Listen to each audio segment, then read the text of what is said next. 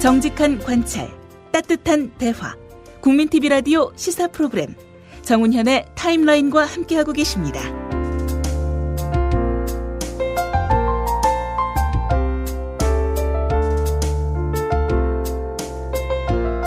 국방부가 백선엽 전 육군 참모총장의 이름을 딴 상을 제정한 것을 두고 논란이 일고 있습니다.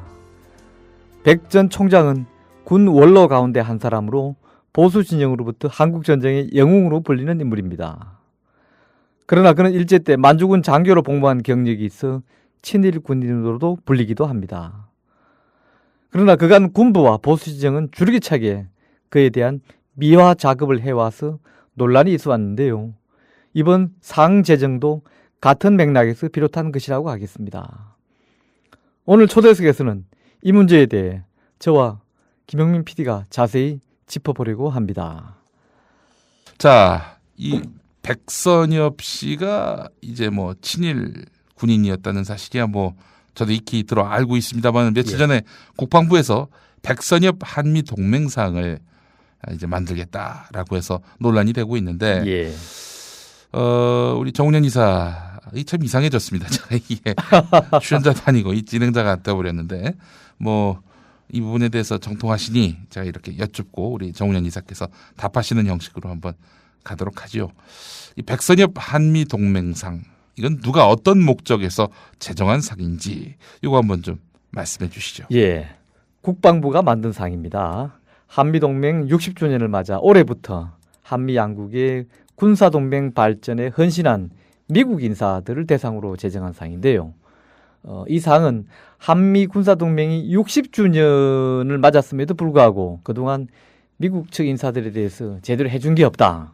뭐 이런 인식에 따라 제정됐고요. 국방부가 주관하고 중앙일보가 후원합니다. 중앙일보는 건년에 백선엽 씨 회고록을 한 장기 연재한 그런 인연이 있죠. 예, 그렇습니다. 근데 왜 하필 백선엽이란 이름을 이 상에 붙였는지도 이것도 뭐 상당히 궁금해집니다. 궁금할 수 있습니다. 우선 그 이유 중에 하나로 백선엽 씨가 미국 군인들에게도 6.25 전쟁의 전설적인 영웅으로 꼽히고 있다. 또 그다음에 한미연합사를 상징하는 구호인 같이 갑시다. Go together. 이 말을 창시한 인물로 알려졌다고 하는데요. 즉 이런 것이 이제 한미동맹에 백 씨가 기여한 공로를 높이 샀던 것으로 보입니다. 그러면은 이 수상 대상자들은 대체로 뭐 미국과 친한 사람들이 되겠네요. 아니요, 수상 대상자는 미국인입니다. 미국인입니까? 미국인. 친미라고 할 것도 없는 친미라고 할 것도 없는 미국인입니다. 올해가 한미동맹 60주년이고 또 올해가 첫 시상인점 등을 고려해서 수상 대상자는 역대 고위 주한미군 장성, 한미연합 사령관이라든지 뭐 그다음에 그런 뭐 미8군 사령관이라든지 이런 주한미군 고위 장성이나 한국전쟁 참전 용사 가운데 아마 선발할 걸로 예상되고 있고요. 시상 시기는 매년 9월 한미 동맹의 날에 시상한다고 하는데요. 올해는 이미 9월 30일로 예정돼 있다고 합니다. 그 백선엽 상 제정을 두고 비판의 목소리가 적지 않은 게 또 현실이고요. 뭐 일단 백선엽 씨의 그 이런 과거 행적을 놓고는 과거 KBS가 백선엽 씨의 다큐멘터리를 방송하려 했을 때도 크게 일었었는데 말이죠. 자, 그럼에도 불구하고 이렇게 밀어붙이는 정부의 행태 참 이해할 수가 없는데 백선엽 논란 한번 좀 다시 한번 짚어보죠. 그렇습니다. 우선 백선엽 이번에 상 제정을 두고 말이 나오는 거나 기존에 나왔던 것도 대개는 기본적인 과거 행적 때문입니다. 그러니까 한 개인에게 있어서 과거 행적이라는 것은 좋으면 좋은 대로 안 좋으면 안 좋은 대로 그건 자기 엿보인 것이죠. 아시다시피 백선엽 씨는 일제 때 만주군관학교 들어가서 졸업해서 만주군 장교로 있다가 해방을 맞았죠. 특히 그건 간도 특설대라고 하는 아주 특별한 조선인들로 구성된 특별 부대인데요. 이들은 이제 항일 세력들을 토벌하는데 앞장서 대표적인 군부대인데 여기에서 장교로 근무했죠. 그러니까 군부 내에 있는 인사들 중에서 물론 백선엽 또래의 그 나이 사람들 중에서는 뭐 상당수가 친일 경력을 가지고 있습니다만은 그 역시 뭐 대표적인 친일 인사라고 할 수 있습니다. 예. 그래서 백선엽 씨는 친일 반민족행위 진상규명위원회가 발표한 704명, 즉 국가공인 친일파 명단에도 포함됐고요. 민족문제연구소에서 펴낸 친일 인명 사진에도 그 이름이 올라있는 네. 불명예 인사라고 하겠습니다. 백선엽 씨가 뭐 자신의 친일 행위를 인정하거나 또 참여한 적이 있었나요? 만약에 사실 인정한다면은 그것 뭐 친일파라고 스스로 인정하는 꼴이고 뭐 그렇다면은 뭐 대한민국이라는 국가 토대 위에서 예. 뭔가 뭐 무슨 일을 했다 한들 그 정당성은 완전히 상실될 것이라는 그런 걱정은 할 것이고 따라서 인정을 안 했을 것 같다는 생각은 또 듭니다. 그런데 인정한 바는 있습니다. 인정한 바가 있습니까? 들어보십시오. 예. 93년에 일본에서 출간된 간도 특설대 비밀 뭐 이런 예. 책이 나왔는데요. 이 책에서 그는 이렇게 표현했습니다. 이렇게 썼습니다. 이 책에서 우리라고 하는 간도 특설 얘기합니다. 예. 우리가 전력을 다해 항일 세력을 토벌했기 때문에 한국의 독립이 늦어졌던 것도 아닐 것이고 예. 우리가 배반하고 오히려 게릴라가 돼 일본을 상대로 싸웠더라면 한국의 독립이 빨라졌다고도 할 수도 없을 것이다.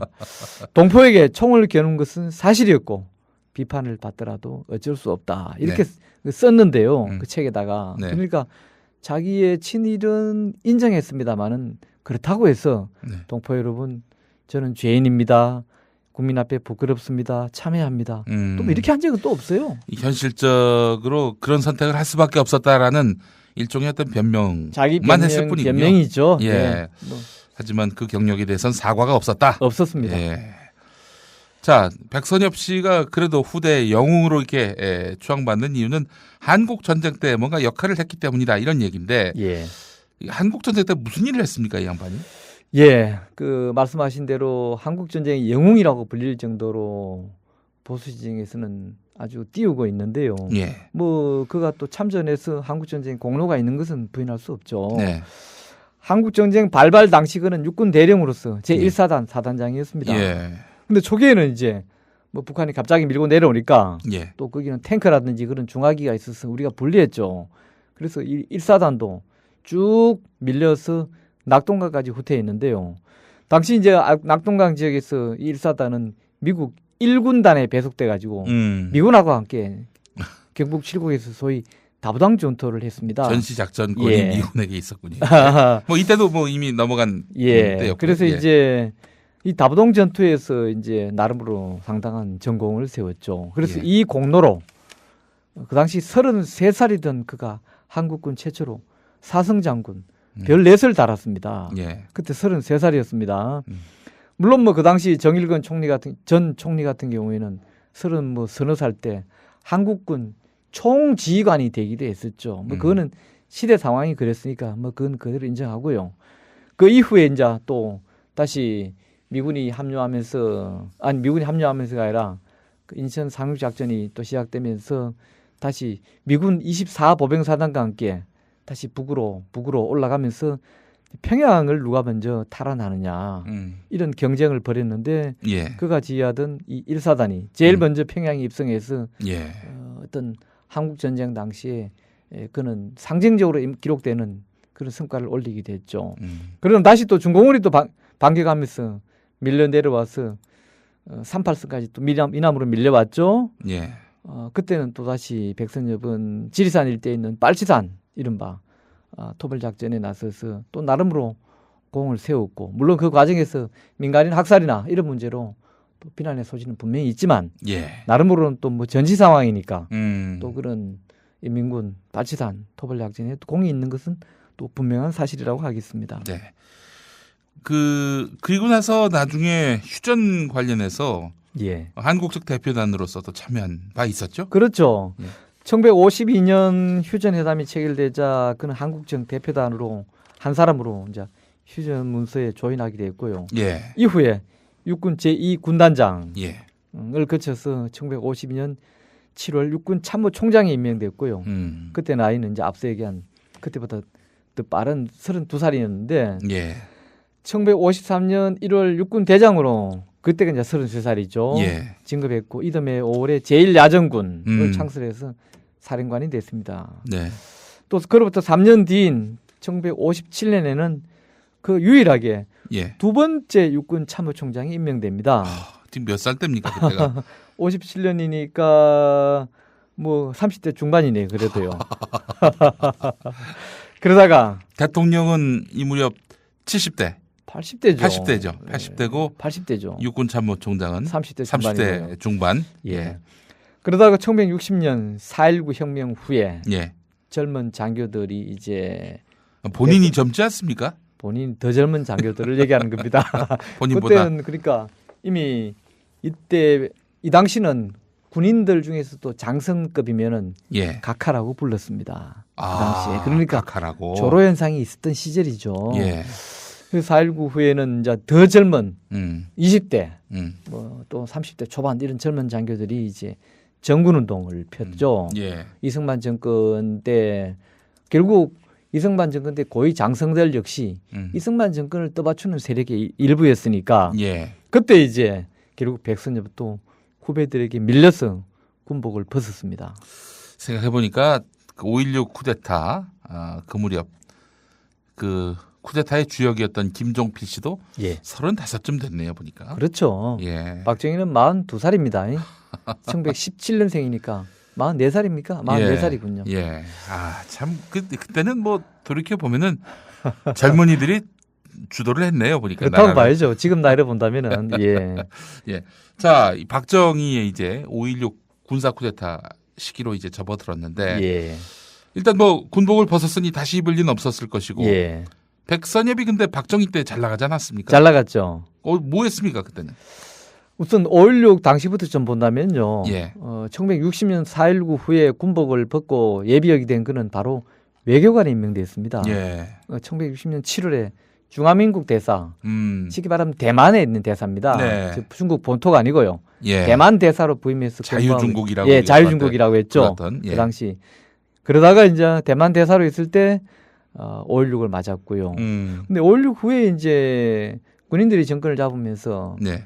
고위공직자 상당수가 교체됐습니다. 예. 근데 그는 교체되지 않았어요. 오히려 당장 군사정부로 들어오진 않았지만 박정희로서는 그렇게 뭐 퇴역 선배들을 불러들일 이유가 없죠. 예. 주로 뭐 자기 쫄개들하고 같이 일을 했으니까. 그렇죠. 그래서 또 이제 자기들보다 윗선의 그 예. 별들을 똥별로 보지 않았습니까? 그랬죠. 예. 그래서 이제 그렇지만 그렇다고 이 백선엽이를 쫓아내질 않고 네. 프랑스 대사를 비롯해서 전 세계 한 10여 국의 대사를 지냈습니다. 자, 그러다가 박정희가 이제 군복 벗고 나와서 대통령으로 뭐 어쨌든 민간인 신분으로 대통령이 당선되고 해서 체제가 안정된 네. 좀 1969년 10월에는 박정희가 이 백선엽에게 교통부 장관을 맡깁니다. 나름으로는 뭐 당시 요직이죠. 요직이죠. 예. 배려했죠. 예. 근데 이제 궁금한 게 예. 이제 5.16 이전에 예. 그러니까 민주당 정권 아래에서도 외교관으로서 활동을 했다면은 예. 아니 그러면은 그 당시에 뭐 친일 문제라든지 예. 이런 과오에 대해서는 뭐 전혀 정보가 없었던 건지 알아도 문제 제기를 안 했던 건지 민주당 정권에서 어떻게 이런 친일 인사를 등용할 수 있는가 이렇게 의문을 표할 수 있는 분들이 있을 것 같아요. 예. 예. 당시 민주당 정부만 하더라도 우선 장면부터가 예. 일제 때 뭐 친일 행적이 좀 있고요. 그 그렇군요. 시절에 1, 2공화국, 3공화국까지는 예. 뭐 사실 이승만 체제에서부터 음. 친일파들이 정치권, 관료 이걸 주름 잡고 있었습니다. 근데 예. 4.19가 들어섰다고 해서 일부 이제 핵심 보직들은 바꾸긴 했지만은 예. 거의 그대로 잔류했고요. 결국엔 이제 그 3.15 부정선거라든지 예. 예, 이런 이승만 정권 때 그 권력을 갖고 횡포를 보였던 이런 사람들만 단죄가 됐지 그렇지. 과거사 정리까지 되진 않았다. 아, 정확하게 보신 겁니다. 예. 예. 얘기도 좀 덧붙여야 되겠네요. 예. 아까 그 백선엽이 박정희 정권 시절에 승승장구한 거, 예. 즉 안 쫓겨나고 예. 나중에는 다시 또 교통부 장관으로 외국 대사로 나가 있다가 불려 들어와서 내각에 들어온 네. 이런 이유를 좀 해야 예. 설명할 필요가 있죠. 예.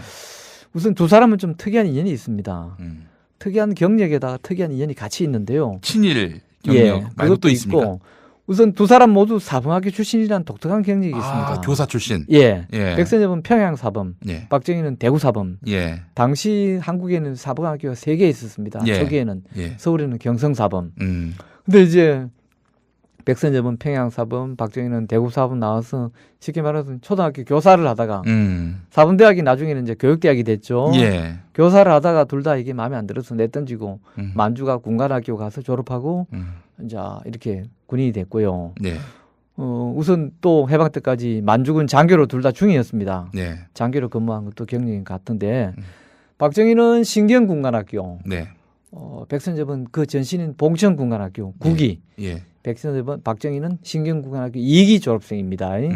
그러니까 군에서도 한 부대에서 근무하지는 않았지만은 또 나이로는 백선엽은 20년생, 박정희는 17년생, 예. 3살 차이가 납니다만은 예. 같은 군부대에 있었고 같은 군에 있었고 그래서 서로 잘 알았고요. 아, 나이는 백선엽이 3살 아래지만은 예. 군 경력으로는 선배이고 쭉 상급자였습니다. 5.16까지도. 그렇군요. 예. 5.16 이후에 이제 역전됐죠. 완전히 역전됐죠. 예. 아, 그 사실 박정희가 나이가 많아가지고 예. 만주군관학교에서 안 받아 그렇죠. 줄 수도 있었던 상황. 그때 이제 혈서를 쓴 거 아닙니까? 이었던 거 따져보니까 예. 백선엽이 나이가 적지만 박정희보다 위겠군요. 예, 그렇습니다. 네, 하여튼 여기까지 이야기를 나눠봤는데 잠시 간추린 뉴스 듣고 계속 한번 백선엽을 집중 탐구해 보도록 하겠습니다. 예. 국민TV 라디오 시사 프로그램 정운현의 타임라인을 듣고 계십니다. 지금은 초대석 시간입니다. 네, 오늘은 우리 정운현의 타임라인 진행자이신 정운현 미디어협동조합 이사를 모시고 이 특별한 시간을 갖고 있습니다. 오늘 저 진행자가 2부 이 시간만은 좀 제가 맡고 있습니다. 왜냐하면은 백선엽을 짚고 있거든요. 현대사 문제 전문가이신 우리 정운현 이사가 오늘은 해설가로 나오셔가지고 이렇게 또 이 순서를 진행하고 있습니다. 자, 정 이사님, 예. 네, 계속해서 우리 백선엽 5.16 이후의 백선엽을 차근차근 또 짚어보겠습니다. 예. 백선엽은 박정희와 나이는 백선엽이 3살 어리지만 예. 5.16 이전까지는 전부 상사의 자리에서 그러니까 박정희를 내려다보는 그런 위치였는데. 그렇습니다. 자, 근데 백선엽이 박정희와 각별한 인연을 맺은 그런 계기도 있었지 않습니까? 그렇죠. 저는 아는데. 예. 좀 소개를 해 주시죠. 예.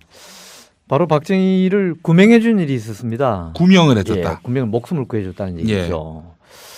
1948년 10월 이른바 여순 사건 때 여순 사건 후에 박정희는 남노당에 가입한 혐의로 즉 좌익 군인으로 지목돼 가지고 김창룡의 헌병대에 체포돼서 군사체포에 회부됐습니다. 예. 그럼 실제로 박정희는 그랬느냐? 예, 남노당에 가입한 적이 있습니다. 예. 본인이 진술한 적도 있고요. 예. 그래서 1심 재판, 군사재판에서 박정희는 사형, 구형의 무기 징역을 선고받았습니다. 중죄죠. 당시 재판 기록을 제가 입수해서 보도한 적이 있습니다만은 예. 그 기록을 보면은 제일 첫머리에 박정희가 나옵니다. 제일 중죄라는 얘기입니다. 그러니까 예. 그 당시 백선엽은 뭘 했냐면은 육군본부 정보국장으로 있었는데요. 이 정보국장이 숙군 총책임자였습니다. 예. 그리고 재판이 진행된 어느 날 이제 박정희가 이 백선엽을 개인적으로 찾아옵니다. 찾아와서 저를 한번 도와주시지 않겠습니까? 예.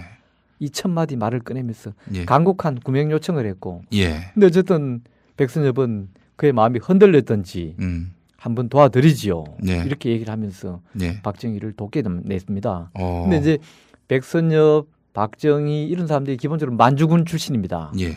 나중에 이제 그래서 뭐 이영준, 원용덕 이런 다 또 만주군 출신들, 일본군 출신들 예. 이런 군 선배들이 당시 박정희에 대한 개인적인 평가는 나쁘지 않았습니다. 예. 청렴하다, 예. 또 똑똑하다, 뭐 예. 이런 좋은 인상 때문에 어쨌든 이런 그 중간에는 이제 백선엽이 아래 위로 선배들을 규합하고 하면서 예. 이렇게 해서 박정희를 2심에서 쉽게 말하면 형 집행정지로 풀려났습니다. 예. 형은 가지고 있었지만 집행정지가 돼버린 거예요. 예. 나와서 이제 다시 육군본부로 와서 소령으로 해서 한국전쟁에 참전했는데 예. 이제 이 과정에서 아시다시피 박정희는 군 내에 있는 예. 좌익 조직을 다 불었습니다. 다 불었어요. 그러니까 박정희 하나 살리면서 예. 나머지는 싸그리 몽땅 다 잡아들인 것이죠. 예. 그러니까 저 숙군 군인 숙청이죠. 숙군팀에서도 박정희는 뭐 인간 자체도 그냥 쓸만하지만은 예. 공로가 크다 숙군 수사에 예. 이것이 반영되어서 목숨을 구하게 됐고 또 풀려나게 됐고 이후로 박정희는 이제 백선엽을 은인으로 여기게 됐죠. 그런데 실제로 박정희는 그 본인이 어떤 뭐 생계형의 문제라든지 혹은 뭐 형의 강권이라든지 이런 게 아니라 본인의 자발적 의지로 이 좌익이 된 겁니까? 아니면은 주변에 배경은 있었죠. 예, 형이 일단 좌익이고 형 박상희 평소 따랐고 존경했던 형의 영향이 없지 않았고요. 예. 또 그다음에 대구 사범 시절에 있었던 현준혁 사건과 같은 그런 사건에서 좌익이 훌륭한 의식을 가지고 있었다고 하는 그 시대로서는 그런 거에 경향이 있었고요. 또 그다음에 춘천 8년대 이런 데 근무할 때 이미 지 선배들 중에서 좌익 군인들이 많았는데 그게 휩쓸렸습니다. 예. 이런 여러 가지 한 서너 가지의 계기와 과정을 통해서 박정희가 결국은 남로당에 가입을 했죠. 그리고 조직도 상에도 박정희가 제일 위에 있었다는 그런 정언이 있습니다. 혹시 그러면은 그 부는 과정에서 자기 아랫선에 있는 사람들까지 다 불었습니까? 싹 다 불었죠. 야, 이거 너무한 거 아닙니까? 싹 다 불었죠. 완전 이렇게 구체적인 정언에 따르면요. 박정희를 데리고 육군 서대문 형무소 좌익 군인들 모아놓은 감방의 앞에 복도에 뚝 데리고 가면 박정희가 고개로 이렇게 제 고개 짓으로 그러면 걔만 탁탁 잡아왔다는 겁니다. 그러니까 이 당시 이제 숙군팀에서 박정희를 그렇게 데려가서 직접 찍으라고 한 것은 두 가지 이유였다고 합니다. 하나는 이제 박정희가 가장 조직의 핵심에 있었으니까 정확하게 찍을 것이다. 그가 확신 하나. 두 번째는 박정희가 저렇게 공개적으로 지 동료들을 불게 됨으로 인해서 다시는 좌익으로 돌아가지 못하게 될 것이다. 완전 배신자로 지켜가지고. 근데 과연 그랬는지는 또 다음에서 또 말씀을 드리죠. 자, 일단 그 박정희가 이렇게 기회주의적인 처신을 그때 했었는데 어쨌든 자기를 이제 살려준 백선엽에 대해서 보훈을 하는 거 아니겠습니까? 그렇죠. 나중에 교통장관도 시켜주고 좋은 자리에 갖다 앉히는 건데 지난해 그 한일 군사협정이 한일 사이의 핫 이슈였을 때 당시 그 백선엽 씨의 일의대수 이 발언이 논란이 됐었습니다. 됐었습니다. 일의대수 이게 무슨 말이고 어떤 자리에서 한 말인지 또 이것이 어떤 여파를 미쳤는지도 한번 좀 짚어볼 필요가 있을 것 같습니다. 일의대수는 한일자 옷의자 대는 혁대할 때 띠대자입니다. 수 이런 뜻이고요. 옷 한 벌의 혁대 그리고 물숫자. 자, 작년 11월 초에 작년 우리가 중반기에 한일협정 가지고 뭐 특히 이명박 정부가 비밀리에 추진하다가 한때 시끄러웠죠. 그로부터 한 몇 개월 뒤인 작년 11월 초에 일본 해상자위대 간부학교 대원 40명이 한일 군사교류차 한국을 방문했습니다. 그렇게 논란이 됐음에도 불구하고 이면에서는 이렇게 또 교류를 가지고 있었어요. 이들은 일정 중에 용산 전쟁기념관에서 백선엽 씨의 강연을 들을 기회가 있었는데요. 강연 말미에 백선엽 씨가 이렇게 얘기했습니다. 한국과 일본은 일의대수다. 함께 동양 평화를 위해 공헌하자. 이렇게 얘기했습니다. 자, 일의대수란 뭐냐? 중국 고사에서 비롯한 것인데요. 옷을 묶는 띠처럼 폭이 좁은 강물. 일의 옷 한 벌을 띠대 물숫자. 그러니까 우리 혁대가 폭이 좁잖아요. 이런 뜻으로 뭐냐면은 흔히 거리가 아주 가깝다. 그런 뜻인데 이제 뭐 한일 틀린 말은 아니잖아요. 한일 양국에 빗대자면은 사실 뭐 태평양 대서양 저런 걸 생각하면 한일 양국 사이에 있는 현해탄은 좁은 것이죠. 그러니까 뭐 한일 두 나라가 아주 가깝고 친근한 나라다. 뭐 이렇게 표현하는 것인데 이 말 자체가 뭐 굳이 틀렸다고 문제 삼을 수는 없는데요. 문제는 이 말을 앞서 쓴 사람들이 문제입니다. 즉 일제 침략자들이 조선 통치의 논리로 이 말을 사용했어요. 즉 내선 일체를 강조하면서 일선 동조, 즉 일본과 조선은 동조 같은 조상이다. 또 동조 동건 두 나라는 조상도 같고 뿌리가 같다. 즉 조선과 일본은 뿌리가 같은 조상이라고 주장하면서 거기에다 덧붙여서 두 나라는 지리적으로도 가까운 데다 조선까지 한 뿌리니 내선 일체 일본과 조선은 하나가 되어야 한다. 예. 이런 주장으로서 바로 일위대수라는 말을 썼습니다. 그러니까 이 말이 그냥 중국 고사에 나오는 그냥 가까운 이웃 나라라고 하는 그런 액면으로 이해할 수 없다는 것이죠. 예. 이 말을 하고 난 뒤에 이제 그에 대해 비판적인 사람들은 역시 뭐 친일성을 그대로 노골적으로 드러냈다. 예. 그의 과거 경력이나 중간에 해온 이력이나 이런 걸 본다면은 또 그런 비판을 받는 것은 당연한 것입니다. 그 과거의 행적에 대해서 부인하지 않고 그러면서 사과하지 않았으니 그 과거를 그다지 부끄럽게 여기지 않고 있다는 얘기 아니겠습니까? 그렇다고 봐야 됩니다. 부끄럽게 여기지 않죠. 예. 자, 하여간 일의대수 이 발언에서 백선엽 씨의 뿌리가 좀 읽혀지네요. 보니까. 예. 자, 그런데 일의대수 이 말을 박정희도 썼다고 하더군요. 있습니다. 쓴 적이 있습니다. 5.16 군사 쿠데타로 집권한 후에 박정희는 첫 방문국이 일본이었습니다. 두 번째가 미국이죠. 그 당시 일본의 수상이 이케다였는데 이케다가 박정희를 초청했습니다. 그해 11월 박정희가 일본에 갔는데 나리타 공항, 그 당시는 나리타 공항이 일본의 대표 공항이었습니다. 우리 지금 김포공항입니다. 당시. 나리타 공항에 도착해서 도착 제1성명을 발표했는데 이렇게 얘기했습니다. 우리 양국은 지리적으로도 일위대수에 가장 가까운 거리에 있을 뿐만 아니라 문화, 사회 등 여러 가지 면에서 극히 상통된 점이 많다. 이렇게 얘기했습니다. 바로 이때 일위대수란 말이 등장합니다. 근데 당시 이제 박정희로서야 일본의 뭐 정치 자금이나 여러 가지 경제 협력이 이런 도움이 좀 절실했기 때문에 이건 일종의 립 서비스라고 할 수도 있습니다. 이걸 뭐 제가 정면으로 막 공부하고 싶지는 않은데요.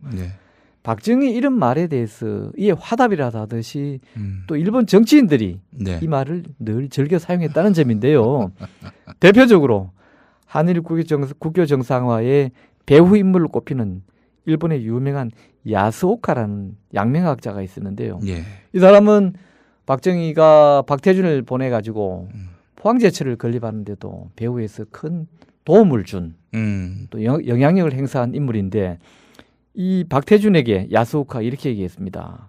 한일 양국은 일위대수의 관계다. 그 이외에도 여러 정치인들이 일본의 정치인들이 걸핏하면은 한일 관계를 빗대어서 일위대수다. 그래서 겉으로는 가깝고 뭐 또 한편으로는 가까우니까 또 친한 나라다라고 하는 표현도 포함되어 있지만은 속으로는 아까 얘기한 대로 내선일체다. 너희와 우리는 한 뿌리다. 또 앞으로 그래서 뭐 일제 때 2차 대전 때 졌지만은 또 좀 비약해서 표현하자면은 언젠가 우리는 하나가 또 될 수 있다. 그리고 그거는 우리가 너희를 먹는 방식으로 될 것이다. 뭐 이런 얘기들의 연장으로도 좀 얘기해 볼 수 있다는 것이죠. 자, 그동안 이제 백선엽 씨를 미화하고 찬양하는 작업들이 적지 않았습니다. 당장 제 기억에도 지난 정권에서 KBS가 백선엽 씨를 미화하는 일들을 하려다가 엄청난 그 저항에 부딪히기도 했는데 말이죠. 2차례나 했죠. 그 전에도 꽤 있었다고요? 이거 말고요. 이런 수도 없이 예가 많이 있는데요. 정치 여러분 한번 제 설명을 한번 들어보시겠습니까? 우선 그가 한국전쟁 참전 공로라자라는 이유만으로 공직비가 여러 군데 있습니다. 우선 빨치산 토벌 현장인 지리산 뱀사골, 또 남은 강활루, 뱀사골 그는 사진으로만 봤고요. 남은 강활루는 제가 가서 목격한 적이 있습니다. 이 두 곳에 빨치산 토벌 공직비가 서 있고요. 또 그의 전공이 있다고 하는 다부동 전투 지역에는 당시 1사단이 머물렀던 칠곡 동병초등학교 교정에 백선엽 전적비가 서 있고요. 또 이와는 별도로 다부동 전적지에 그의 공적비가 또 서 있습니다. 뭐 이런 곳곳에는 공적비나 전적비야 뭐 그의 전공을 기려서 세운 것이라고 뭐 쳐도 2005년 육군본부의 옛 참모총장 적견실을 개조해가지고 이 방 이름을 백선엽 장군실 이렇게 명명했습니다. 근데 더 지나친 것은 그로부터 백선엽 장군실을 만든 뒤 5년 뒤에 이 백선엽 장군실을 만든 걸 두고 비난이 쏟아지자 5년 뒤에 국방부는 육군본부는 2010년에 구색 맞추기 차원에서 안중근 장군실을 거액방에 개관했습니다.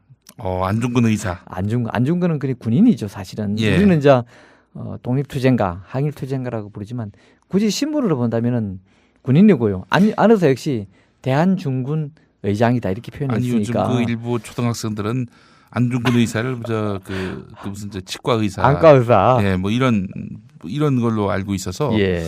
참 한시마다 이렇게 생각을 했는데 군인이었군요. 예, 군인으로 봐야죠. 근데 어떻게 백선엽 장군실, 예. 안중근 장군실 이렇게 만들었다면은 백선엽하고 안중근이 같은 열반에 놓는 바로 거 아닙니까? 그 점입니다. 이게 말이 되는 얘기입니까? 이게 안중근 의사는 우리 1909년 예. 하얼빈에서 이토를 척살한 대표적인 우리 이 항일투쟁가의 한 분인데 예. 또 상징과 같은 분인데 어떻게 안중근 이름 옆에다가 백선엽을 갖다 붙이는지 그것도 일제 때 만주군 장교를 지낸 이렇게 해서 견준 자체가 논리가 말이 안 되고 예. 또 어떻게 백선엽을 덮기 위해서 안중근을 갖다 쓰느냐. 예. 그래서 이 일로도 많이 두드려 맞았죠. 음. 미화가 너무 지나치다는 겁니다. 그냥 예. 방식도. 예.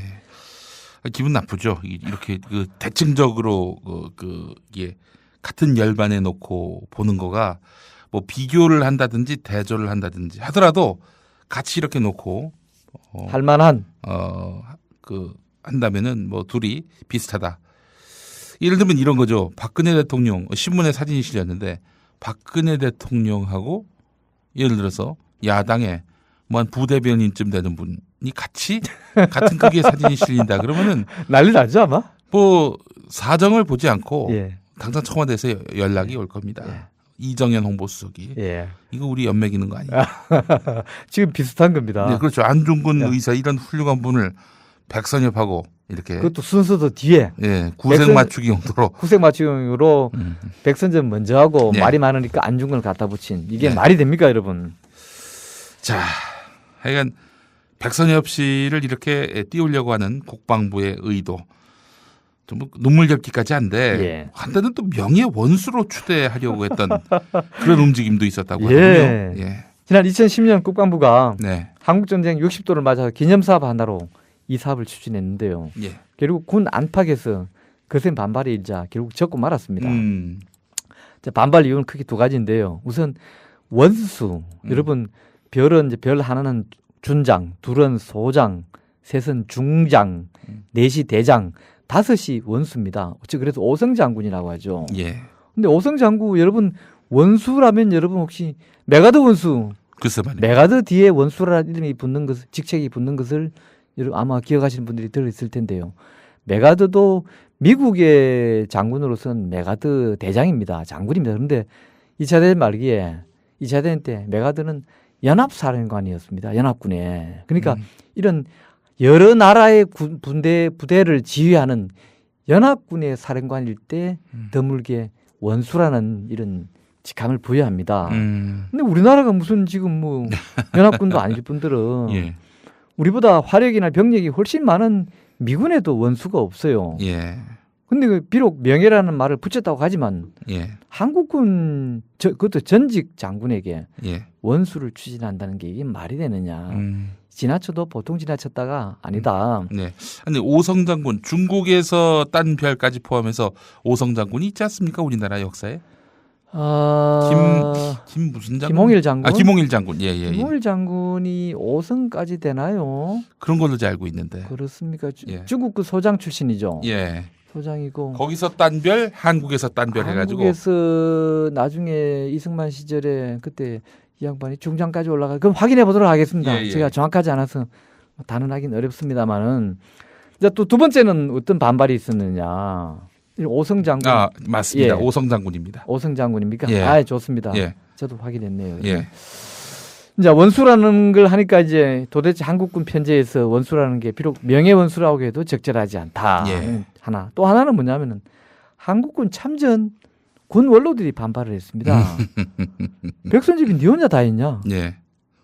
거기에는 다른 참전한 장성들도 있고 또 하나는 전쟁이라는 게 장군만으로 됩니까? 그렇죠. 중간 간부들과 또 그 이름 없는 많은 무명에다가 예. 병사들이 전쟁을 같이 하는데 무슨 한국 전쟁을 마치 백선엽 혼자 하는 것처럼 모든 한국 전쟁의 전공, 한국 전쟁이 또 굳이 뭐 한국군 단독의 전쟁도 아니었으며 예. 한국끼리 완전히 완성한 것도 아니잖아요. 한국군이. 예. 근데 무슨 공로를 백선엽에게 다 갖다 주느냐. 이렇게 해서 결국 국민적인 공감대가 미흡했다. 예. 해서 국방부가 꼬리 내리고 마른 적이 있는데 네. 꼴불견이죠. 예. 명예원수. 예. 예. 그 어떻게 전공만 우리가 아는데 예. 전관은 없었습니까? 뭐 초기에 아까 말씀드린 대로 예. 한국군이 갑자기 이 북한군에 남침을 당했기 때문에 1사단이 뭐 낙동강까지 밀리는 과정에서 뭐 그런 거에 어쩔 수 없죠. 예. 그걸 또 뭐 과라고 지적한다면은 과가 먼저 아닌 건 아니죠. 왜? 몸으로 막았어야지 밀고 온다고 다 밀리냐 하면은 말은 안 되죠. 예. 그러나 또 그렇다고 해서 예. 병력과 화기가 열세인데 예. 그걸 못 막았다고 막 과라고 하기는 그렇지만은 네.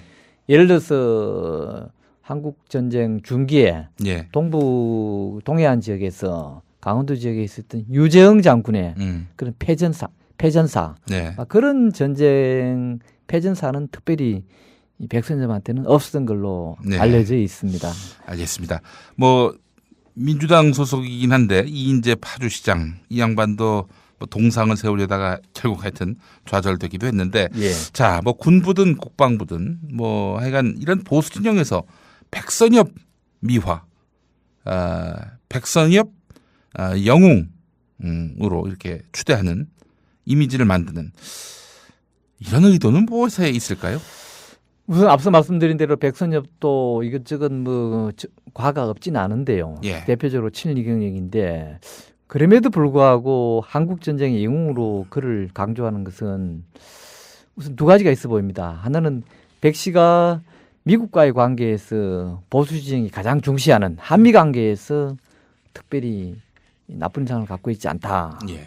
또 백 씨가 보수 진영에서 좀 두루 호평을 받고 있다. 그리고 또 누군가는 한 사람의 영웅을 그들은 만들어서 그를 기점으로 해서 기점으로 해서 한목에 어떤 모일 수 있는 예. 구심점이 필요한데 그 구심점의 상징이 백선엽 씨가 아닌가. 이승만, 예. 박정희 미화와도 연결이 되네요. 그러니까. 당연하죠.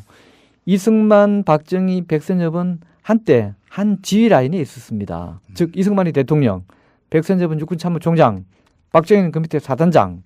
이런 한 몸이었어요. 네. 그래서 백선엽은 한때는 초기에는 이승만을 모셨고 나중에는 박성희를 모셨죠.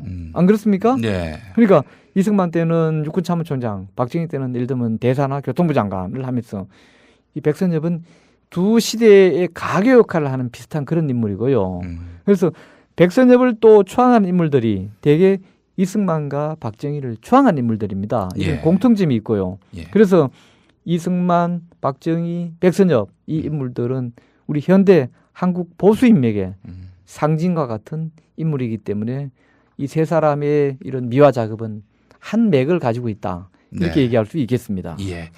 자, 이제 마지막으로 백선엽 씨 미화 작업. 뭐 보수 정권이 또 앞으로 4년 더 집권할 텐데 그 미화 작업은 계속되리라고 우리가 예상할 수 있겠죠. 물론이죠. 예. 아마 이게 이런 비난이 있다고 해서 끊기지 않을 것이며 백선엽을 앞세워서 백선엽을 미화한다면은 박정희와 이승만을 미화하기도 쉬워질 것입니다. 예. 길닦기가 될 것입니다. 예. 만약 우리가 백범 김구 선생이나 안중근 의사나 이런 분들처럼 그의 행적이나 삶에 대해서 이견이 없이 위인으로 국민적인 합의가 이루어진 인물에 대한 뭐 동상이나 기념관이나 각종 추모 행사 같은 것은 별 문제가 없습니다. 네. 국민적인 합의가 있기 때문에요. 오히려 이런 분들에 대한 현장 작업은 민족사의 자긍심을 되찾고 후세에 교육 차원에서도 필요한 것이죠. 그런데 이제 백선엽, 이승만, 박정희 이런 역사적 공과 뭐 이승만 빼고는 다 친일 행동도 있지만은 특히 이승만은 독재로 결국 민중들에 의해서 끌려나갔고 예. 박정희 역시 그의 신복의 총에 비명 행사하지 않았습니까? 예. 이런 공과가 교차된 인물들의 동상 건립이나 미화 작업은 좀 신중해야 됩니다. 예. 자칫이 아니라 많이 이미 그래왔지만은 무작정 이런 사람들에 대한 찬양 작업은 그를 미화하거나 찬양해서 띄우기보다는 오히려 불필요한 논란, 예. 반론이 제기됨으로 해서 그를 두 번 죽이는 결과가 흔히 있습니다. 예. 그래서 백선적과 같은 인물을 전쟁 영웅으로만 떠받든다기보다도 떠받들 경우에는 바로 한쪽에서는 친일파다라고 하는 예. 반론이 제기될 수 있기 때문에 예. 이런 공과가 교차되는 인물에 대해서는 미화 작업이 신중해야 되고 예. 특히 특정 시대에 대한 평가 작업이 아직도 완전히 이루어지지 않았기 때문에 예. 신중하고 또 좀 시대를 유보할 필요가 있다. 뭐 그때 가서 한 50년, 100년 지나서 최종적으로 알고 보니 훌륭했다면 할 수도 있고 예. 뭐 그렇지 않다면 할 수 없는 것인데 어쨌든 예. 이런 특정인에 대한 미화 작업은 어느 정권에서나 그게 진보 정권이 되건 예. 뭐 보수 정권이 되건 신중할 신중해야 필요가 된다. 있다. 뭐 그런 점을 강조하고 싶습니다. 예, 알겠습니다. 자, 정운현 이사님과 함께했습니다. 고맙습니다. 자, 정 이사님 마무리해 주시죠 이제. 예. 자, 오늘 전작권 전환 시기를 묻는 퀴즈는요. 정답은 1번입니다. 2015년이었죠. 끝으로 이 시간 끝곡으로 노브레인의 앞으로 행진곡 들으면서 이 시간 순서 모두 마치겠습니다. 저는 내일 아침 7시에 다시 찾아뵙겠습니다. 안녕히 계십시오.